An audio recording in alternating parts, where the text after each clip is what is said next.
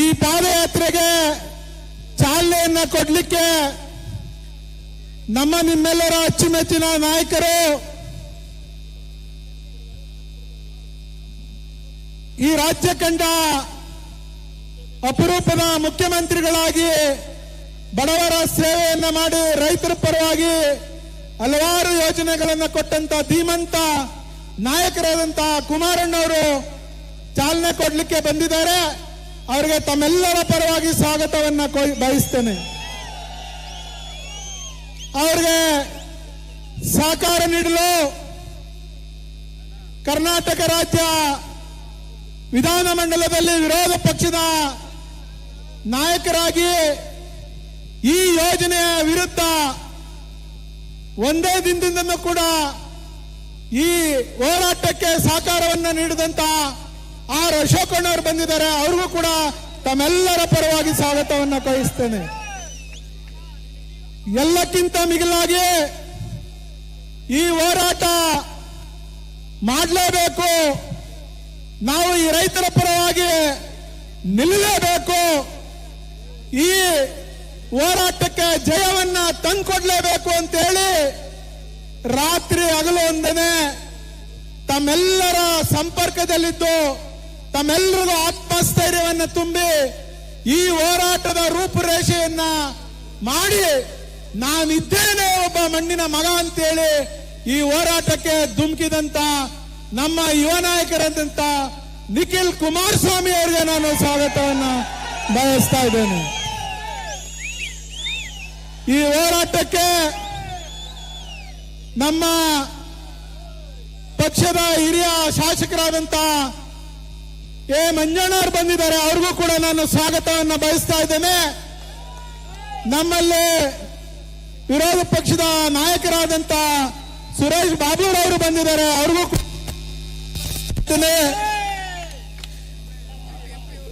ನಮ್ಮ ಎಂಪಿ ಅವರು ಮಲ್ಲೇಶ ಬಾಬು ಅವರು ಬಂದಿದ್ದಾರೆ.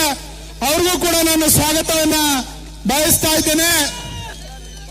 ನಮ್ಮ ಉಳಿದ 16 ಜನ ಶಾಸಕರಿಗೆ ಯಾರು ಅನ್ಯತಾ ಭಾವಿಸಬೇಡಿ, ಸಮಯದ ಅಭಾವ ಇರೋದ್ರಿಂದ ಬಾಲಣ್ಣ ರಾಧಿಯಾಗಿ, ಹರೀಶ್ ಗೌಡ್ ರಾಧಿಯಾಗಿ, ಮಂಜಣ್ಣ ರಾಧಿಯಾಗಿ, ಕರಿಯಮ್ಮಂತಿ ಅವರು, ಶಾರದಾಪುರ ನಾಯಕ್ ಅವರು ಎಲ್ಲ ನನ್ನ ಶಾಸಕ ಸ್ನೇಹಿತರಿಗೆ ತಮ್ಮೆಲ್ಲರ ಪರವಾಗಿ ಸ್ವಾಗತವನ್ನ ಬಯಸ್ತಾ ಇದ್ದೇನೆ.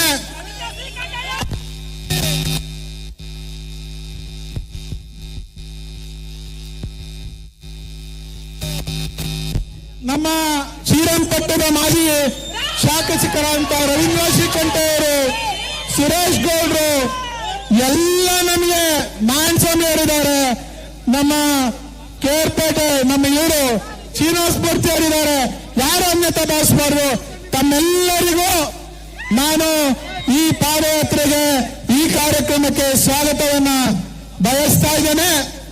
ನೀವೆಲ್ಲ ನೋಡಿರ್ಬೋದು, ಸತತ 500 ದಿವಸಗಳಿಂದ ಈ ಹೋರಾಟ ಏನು ನಡೀತಾ ಇದೆ, ಅದಕ್ಕೆ ನಿರಂತರವಾಗಿ ಸಹಕಾರವನ್ನು ಕೊಟ್ಟುಕೊಂಡು ಬಂದಂತ ರಾಜ್ಯದ ಮೂಲೆ ಮೂಲೆಯಿಂದ ಬಂದಂತ ಹಲವಾರು ಕನ್ನಡ ಪರ ಸಂಘಟನೆಗಳು, ರೈತ ಸಂಘಟನೆಗಳು, ದಲಿತ ಸಂಘಟನೆಗಳು, ಬುದ್ಧಿಜೀವಿಗಳು, ಹಲವಾರು ನಿವೃತ್ತ ನ್ಯಾಯಾಧೀಶರು, ಹಲವಾರು ನಿವೃತ್ತ IAS ಅಧಿಕಾರಿಗಳು, ಪೊಲೀಸ್ ಅಧಿಕಾರಿಗಳು, ಹಲವಾರು ಚಿಂತಕರು, ಕವಿಗಳು, ಹಲವಾರು ಬುದ್ಧಿಜೀವಿಗಳು ಇವರೆಲ್ಲ ಬಂದು ಇದಕ್ಕೆ ಸಹಕಾರ ನೀಡಿದ್ದಾರೆ. ತಮ್ಮೆಲ್ಲರಿಗೂ ಸ್ವಾಗತವನ್ನ ಬಯಸ್ತಾ ಇದ್ದೇನೆ. ಅದೇ ರೀತಿ ಮಾಧ್ಯಮ ಸ್ನೇಹಿತರು, ಮೊದಲನೇ ದಿವಸದಿಂದ ನೀವೆಲ್ಲ ನಮ್ಮ ಈ ರೈತರ ಧ್ವನಿಯನ್ನ ಮೇರುಮಟ್ಟಕ್ಕೆ ಮುಟ್ಟಿಸುವಂತ ಕೆಲಸವನ್ನ ತಾವೆಲ್ಲ ಮಾಡಿದಿರಿ. ತಮ್ಮೆಲ್ಲರಿಗೂ ನಾನು ಸ್ವಾಗತವನ್ನ ಬಯಸ್ತಾ ಇವತ್ತಿನ ಕಾರ್ಯಕ್ರಮಕ್ಕೆ ಹಲವಾರು ಜಿಲ್ಲಾಧ್ಯಕ್ಷರುಗಳು, ತಾಲೂಕು ಘಟಕಗಳ ಅಧ್ಯಕ್ಷರುಗಳು, ಹಲವಾರು ಚಿಂತಕರು ತಾವೆಲ್ಲ ಏನು ಬಂದು ನೀವೆಲ್ಲ ಸಹಕಾರ ಕೊಟ್ಟಿದ್ದೀರಿ. ತಮ್ಮೆಲ್ಲರಿಗೂ ಕೂಡ ನಾನು ಸ್ವಾಗತವನ್ನ ಬಯಸ್ತಾ, ಇವತ್ತು ನಮ್ಮ ವಿರೋಧಿಗಳು ಇವತ್ತೇನ್ ಸರ್ಕಾರ ನಡೆಸ್ತಾ ಇದ್ದಾರೆ ಅವರಿಗೆ ನಾವು ಎಚ್ಚರಿಸಬೇಕು. ವಿಧಾನಸೌಧ ಒಳಗಡೆನೂ ಎಚ್ಚರಿಸಬೇಕು, ವಿಧಾನಸೌಧದ ಆಚೆನೂ ಎಚ್ಚರಿಸಬೇಕು ಅಂತ ಹೇಳಿ ಇವತ್ತು ಈ ಪಾದಯಾತ್ರೆಯನ್ನು ವಿಧಾನಸೌಧ ಅಂತ ಮುಟ್ಟುವಂತ ಕೆಲಸ ನಿಖಿಲ್ ಕುಮಾರಸ್ವಾಮಿ ಅವರ ನೇತೃತ್ವದಲ್ಲಿ ಇವತ್ತೇನು ಹೊರಟಿದ್ದಾರೆ. ಇದು ನಿಜವಾದ ಪಾದ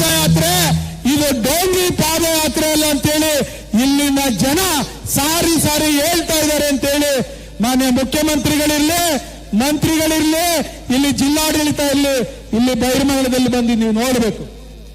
ಇದು ರೈತರ ಕಷ್ಟದಲ್ಲಿದ್ದಂತ ಸಂದರ್ಭದಲ್ಲಿ ಅವರ ಜೊತೆ ನಿಲ್ತಾರೆ ಅಂತೇಳಿ ಈ ದಿಗ್ಗಜರು ಬಂದು ಇವತ್ತು ನಿಂತಿರೋದು ಅವರ ಒಂದು ಸ್ವಂತಿಕೆಗಲ್ಲ, ಈ ರೈತರ ಪರವಾಗಿ ರೈತರ ಜಮೀನನ್ನ ಉಳಿಸ್ಕೊಳ್ಳಕ್ಕೆ ಅನ್ನೋದನ್ನ ಸ್ಪಷ್ಟ ಸಂದೇಶವನ್ನ ಇಲ್ಲಿಂದ ನಾವು ಸಾರಿದ್ದೇವೆ. ಪಾಪ ಇಲ್ಲಿನ ಶಾಸಕರು ಇವತ್ತು ಮಂತ್ರಿಗಳಾಗಿದ್ದಾರೆ.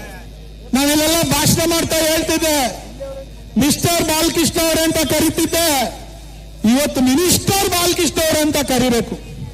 ಪುಣ್ಯಾತ್ಮರು ಈ ಸರ್ಕಲ್ ಬಂದು 500 ದಿವಸ ಆಗೈತೆ, ಹೌದಲ್ವಾ? ರೈತರುಗಳು ತಾವೆಲ್ಲ ಇದ್ದೀರಿ.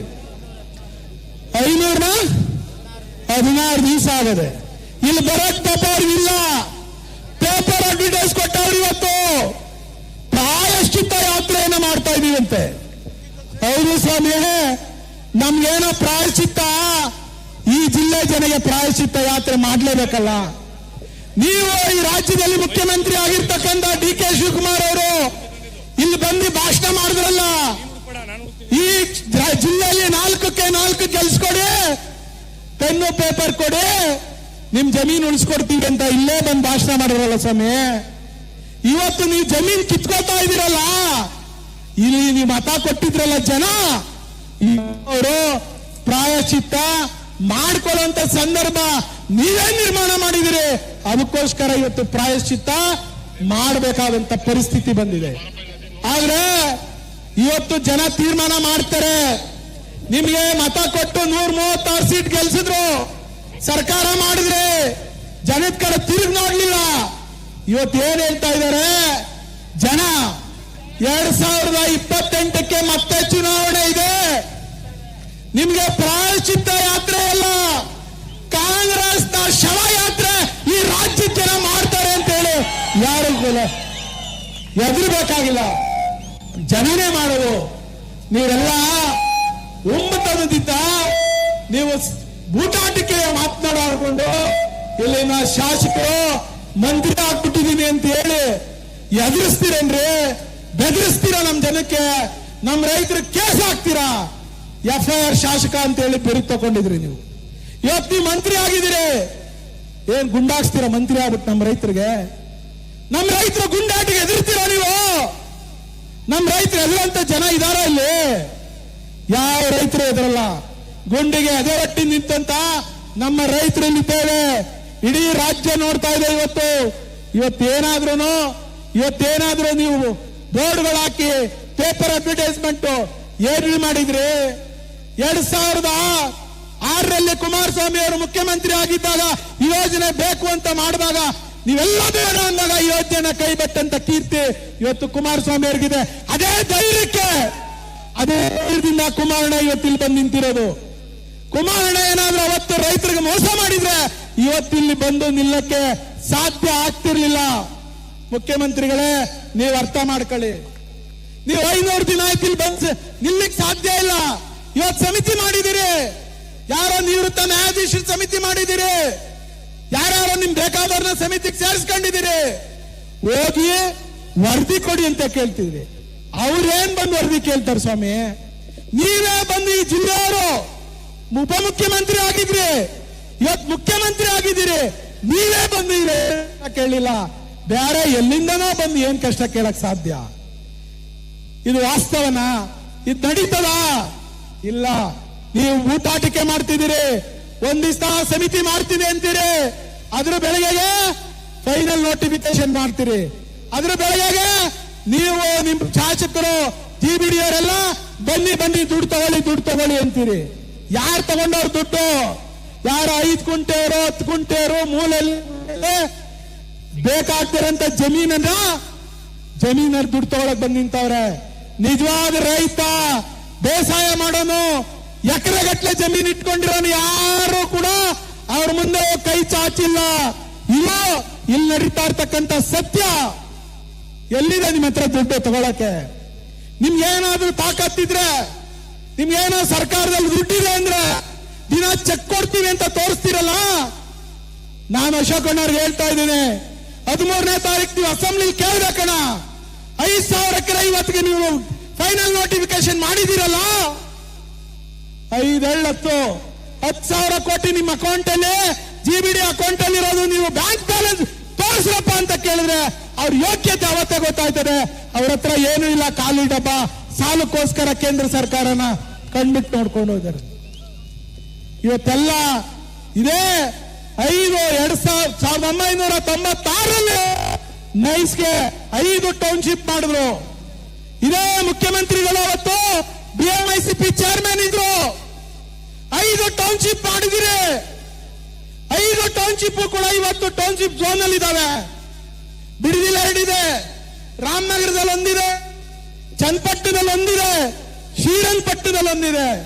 ಈ 5 ಟೌನ್ಶಿಪ್ ನ ನೀವೇನಾದ್ರೂ ಮಾಡಿದೀರಾ? ಆ ರೈತರಿಗೆ ಏನಾದ್ರೂ ಉತ್ತರ ಕೊಟ್ಟಿದ್ದೀರಾ? ತಲೆತಾಡಿ ಯಾವ ಝೋನಲ್ಲಿ ಇದೆ ಅದು ಅಂತ. ಅದಕ್ಕೋಸ್ಕರ ಇವತ್ತು ನೀವಿಷ್ಟು ಸಂಖ್ಯೆಯಲ್ಲಿ ಸೇರಿರೋದ್ರಿಂದ ಈ ಪಾದಯಾತ್ರೆ ಬಹಳ ಅಚ್ಚುಕಟ್ಟಾಗಿ ನಡೀತದೆ. ಕುಮಾರಣ್ಣ ಮಾತಾಡ್ತಾರೆ, ಅಶೋಕಣ್ಣ ಮಾತಾಡ್ತಾರೆ, ನಿಖಿಲ್ ಅಣ್ಣವ್ರು ಮಾತಾಡ್ತಾರೆ. ಹಂಗೆ ಪಾದಯಾತ್ರೆ ಸಾಕ್ತಾ ಸಾಕ್ತಾ ನಮ್ಮ ಶಾಸಕರುಗಳು, ನಮ್ಮ ಮಾಜಿ ಶಾಸಕರು, ಮಾಜಿ ಮಂತ್ರಿಗಳೆಲ್ಲರೂ ಮಾತಾಡೋರಿದ್ದಾರೆ.